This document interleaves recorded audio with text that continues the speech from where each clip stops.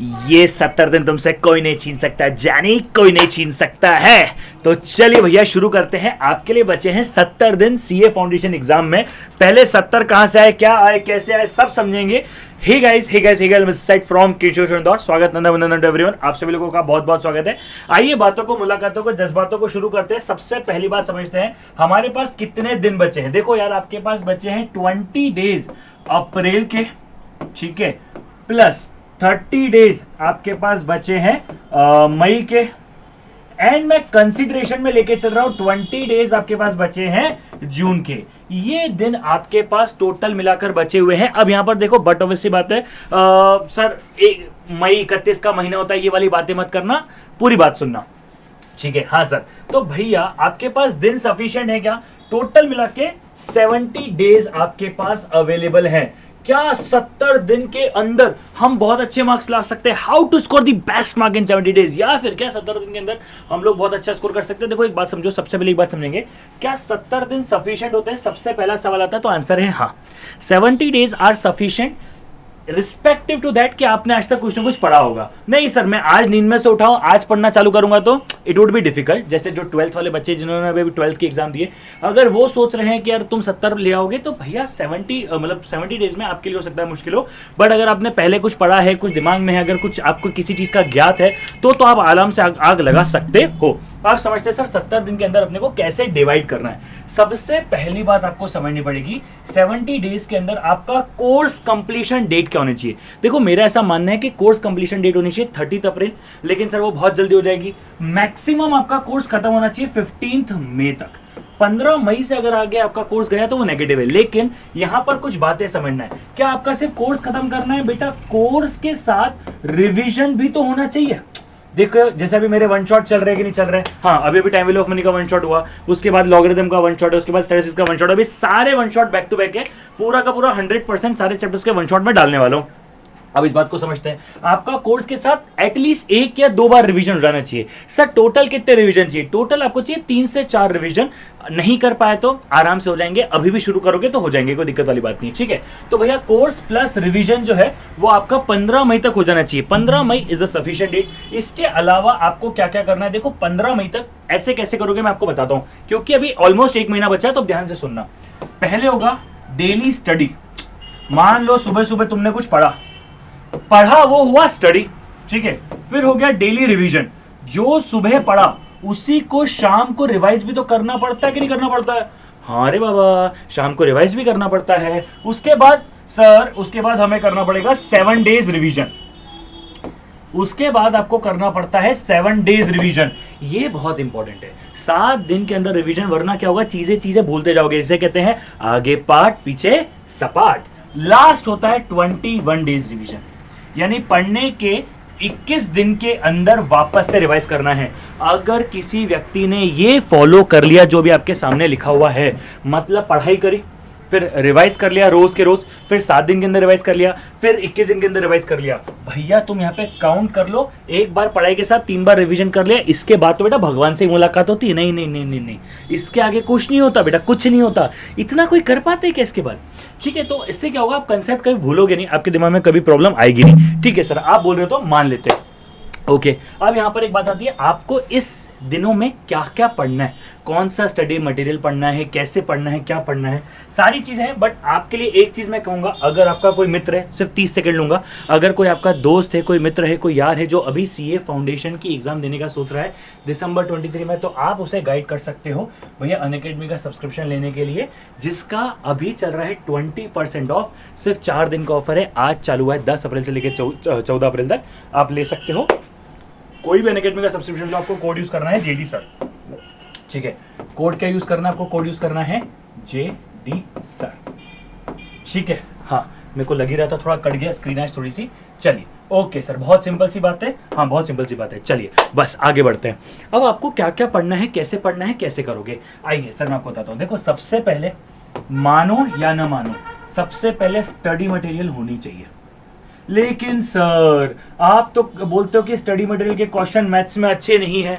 देखो questions is good, but मतलब question करने के नहीं करना है, आपका एक एक फॉर्मूला, एक एक concept when it comes to law तब आपको पढ़ना है। इकोनॉमिक्स की बात आ रही है तो आपको एक एक क्वेश्चन करना है। स्टैटिस्टिक्स के अंदर भी मैं हमेशा कहता हूँ, अभी मैं स्टैटिस्टिक्स के ऊपर एक स्पेशल क्लास का सीरीज लेके आने वाला हूँ, जिसमें पूरी स्पेशल क्लास की मॉड्यूल में आपको क्लास के अंदर सॉल्व करवाऊंगा। 100% यूट्यूब पे भी आएगी वो चीज। एक एक क्वेश्चन मॉड्यूल का मैं क्लास के अंदर सॉल्व करवाऊंगा। समझने की बात क्या है, स्टडी मटेरियल की इंपॉर्टेंस क्यों है। देखो यार एक बात समझो, बहुत बार क्या होता है, मैथ्स में तो ऐसा कम होता है, लेकिन बाकी सब्जेक्ट में क्या होता है, बहुत बार क्वेश्चन एज इट इज उठ के आ जाता है। तो जब क्वेश्चन एज इट इज उठ के आ रहा है ना, तो अच्छी बात है भैया, भगवान का दिया सब कुछ है, पैसा है, शोहरत है, दौलत है और आंसर भी मिल रहा है, तो उससे अच्छा तो कुछ नहीं मिल सकता। सेकेंड चीज आती है, देखो एमटीपी एंड आरटीपी। अब एमटीपी आरटीपी जैसे मैथ्स और इकोनॉमिक्स के केस में सिर्फ और सिर्फ एमटीपी आती है, लॉ एंड अकाउंट्स के केस में एमटीपी आरटीपी दोनों आती है। अब आपको क्या करना है, इन्हें तो देना ही है। देखो एक बात समझो, ये क्या होते हैं, ये होते हैं ब्लूप्रिंट। अब ब्लूप्रिंट क्या होता है, मतलब एक डमी पेपर। तो यार एक तरीके से आईसीए ना आपको एक डमी पेपर दे रहा है कि भैया देख लो हम पेपर कैसा देने वाले हैं। सर इसका मतलब इसको कर डाला तो लाइफ झींगा लाला। मैंने ऐसा नहीं बोला रे लाला, मैं सिर्फ ये कह रहा हूं, इसको करने से आपके लिए it would be better to understand the paper pattern and इसे हमेशा एज अ पेपर करना चाहिए।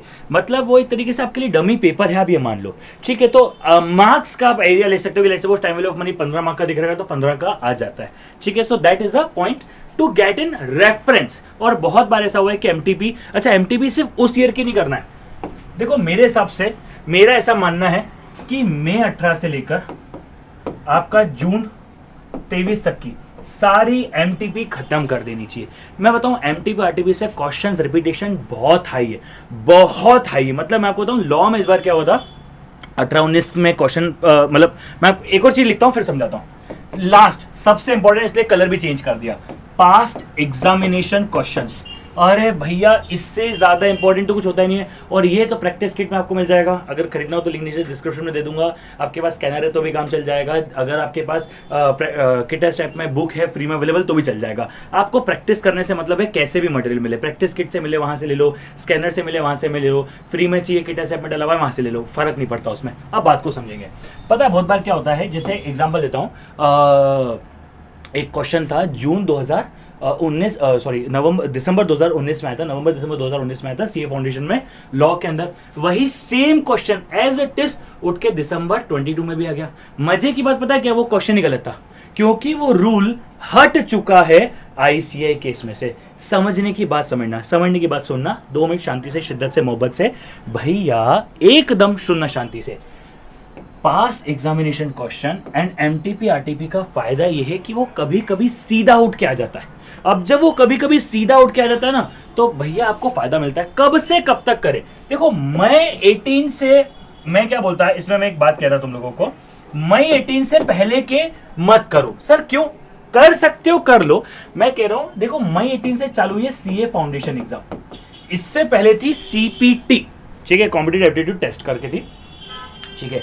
तो भैया सीपीटी जो है वो मत करो ना उसके क्वेश्चन, लेकिन एटलीस्ट सीए फाउंडेशन के तो क्वेश्चन ट्राई करो। सीए फाउंडेशन के क्वेश्चंस कितने हो गए, मई 18, नवंबर 18, 2, मतलब सुनो ना, 18 के 2 पेपर, 19 के 2 पेपर, 20 के 2 पेपर। सर 20 में 2 पेपर नहीं हुए थे, 1 साल स्किप हो गया था, दिसंबर और जैन मिला के 2 जाएंगे। 21 के 2 पेपर और 20 के 2 पेपर, 22 के 2 पेपर, मतलब टोटल मिला के 10 पेपर्स हो गए आपके पास। हाँ सर, 10 पेपर से ज्यादा स्टडी मटेरियल किसको चाहिए, 10 into 2 20 एमटीपीज आरटीपी से ज्यादा किसको चाहिए। अरे इतना कंसेप्ट, और मजे की बात, बहुत बार क्वेश्चन रिपीटेड होंगे, बहुत बार रटेंगे तुम लोगों को क्वेश्चन। बहुत जोर से लग गई, आवाज भी आई होगी आप लोगों को, सॉरी, आपको रटा जाएंगे क्वेश्चंस। तो 10 पेपर से ज्यादा कभी कुछ होता है क्या, अरे 10 पेपर से ज्यादा तो कुछ होता ही नहीं ना। 10 पेपर को, अब इसमें मजे की बात सुनो, अब जैसे मेरी क्लास में अगर आपने पढ़ा होगा, जैसे प्लस अनअकैडमी प्लस क्लास पे जब कोई बच्चा हमसे पढ़ता है तो उसको ध्यान से सुनना मेरी बात को, उसे हम लोग सब कुछ क्लास में चैप्टर वाइज करवाते हैं, हाँ, लेकिन चैप्टर वाइज करने में क्या मजा। अब आप जब खुद कर रहे हो ना तो उसको पेपर वाइज करो। तो अब मेरी बात को ध्यान से सुनना, सर 15 मई से हम क्या करेंगे 15 जून तक या 20 जून तक, आपको यही तो करना है। This is what the plan you have to follow. Do MTP, do RTPs, do past examination question. और एक और बात सुनना, मेरी बात ध्यान से सुनना, 1 मिनट मजा आ जाएगा तुम लोगों को. अगर तुमने ये कर दिया ना, मैं लिख के देता हूं, कोई बच्चा फेल नहीं होगा, मैं लिख के दे सकता हूं, ये मेरी गारंटी है. उसके पीछे रीजन पता है क्या है? रीजन है लॉजिक. आप अगर लॉजिक पकड़ने लग गए ना बेटा जिंदगी में, तो आप फेल नहीं होगे. ठीक है, सुनो, पेपर कितने बजे दोगे? अकाउंट्स और लॉ का कर रहे हो तो 2 से 5, मैथ्स और इकोनॉमिक्स का कर रहे हो तो 2 से 4. ये है फायदा. मतलब आप पेपर के समय बैठकर पेपर दे रहे हो. अब 1 मिनट के लिए मान लेते हैं कि सर हमारा तो अटेम्प्ट लग गया, ये सब हो गया, जमाने भर की तुम लोगों को बातें करनी कर लो. तुम पता है, 1 मिनट सुनना, आधे से ज्यादा बच्चा फेल होता है प्रेशर के चक्कर में.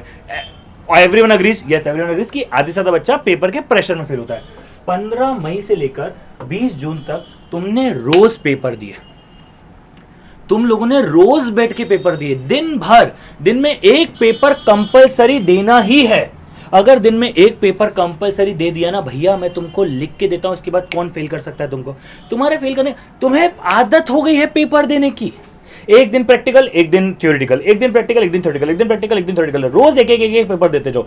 मैं बता रहा हूं, अगर तुमने ये चीज फॉलो कर ली ना बेटा, तुम 90-80 के आसपास स्कोर कर सकते हो, कोई बड़ी बात नहीं होगी. तुम ऑल इंडिया रैंक होती नहीं है, लेकिन हाईएस्ट मार्क्स के आसपास जा सकते हो. 350-360 के आसपास जा सकते हो, कोई बड़ी बात नहीं है. समझने की कोशिश करो ना, क्योंकि तुम लोगों को आदत हो गई है पेपर देने की. Now you are doing it. Mock test, जब आप पेपर में जाओगे तो आपके लिए एक तरीके से मॉक ही हो जाएगा. आदत हो गई है, रोज से पेपर दे रहे थे हम. तो जब आप किसी चीज से यूज हो, वो नहीं बोलता, वो कौन है, कोई हीरो बोलता है ना कि ये जो तेरा टॉर्चर है, ये मेरा वार्म अप है. ये मैं समझाना चाह रहा हूं आपको.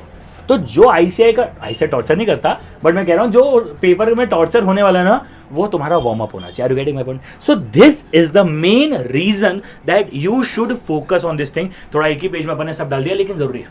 सर इसके अलावा क्या करें? बेटा इतना तो कर ले. स्टडी मटेरियल सर कर ली, एमटीपी आरटीपी कर लिए, पास एग्जामिनेशन कर लिए. बेटा तू इतना कर लेगा ना, मैं लिख के देता हूं, और इसके पहले ये रिवीजन कर लिया ना बेटा, तो दुनिया में कोई से भी लिखवा लेना, इसके बाद फेल होने की बात नहीं होती. इसके बाद सर 350 लाने हैं, 355 लाने हैं, 360 लाने हैं, 370 ला सकते हैं, कितना ला सकते हैं, ये बात होती है. ठीक है. सर अगर हमने अभी तक कुछ नहीं पढ़ा हो तो देखो, वन शॉट मेरे बहुत इंडेप्थ आ रहे हैं. जैसे मैंने टाइम वेल ऑफ मनी का वन शॉट डाला था, 100 क्वेश्चन करवाए थे.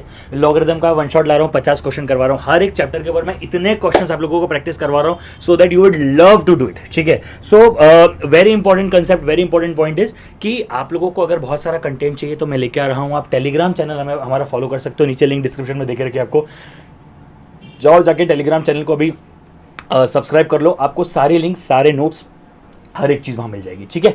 तो आई होप ये वीडियो आप लोगों को हेल्पफुल लगी तो प्लीज कमेंट करना, और किस टॉपिक पे वीडियो चाहते हो do let me in the comment box, so that I can create as many as video you want. मैं चाहता हूं कि अभी वापस से मैं एटलीस्ट 50-60 वीडियोस डालूं 50-60 दिन के अंदर. This is my target to contain that level जो आप लोगों को प्रॉब्लम न दे, आपको प्रेशर दे. ठीक है. तो I think that's what. Thank you so much. Bye bye, take care guys, मिलते हैं. चलो बाय बाय.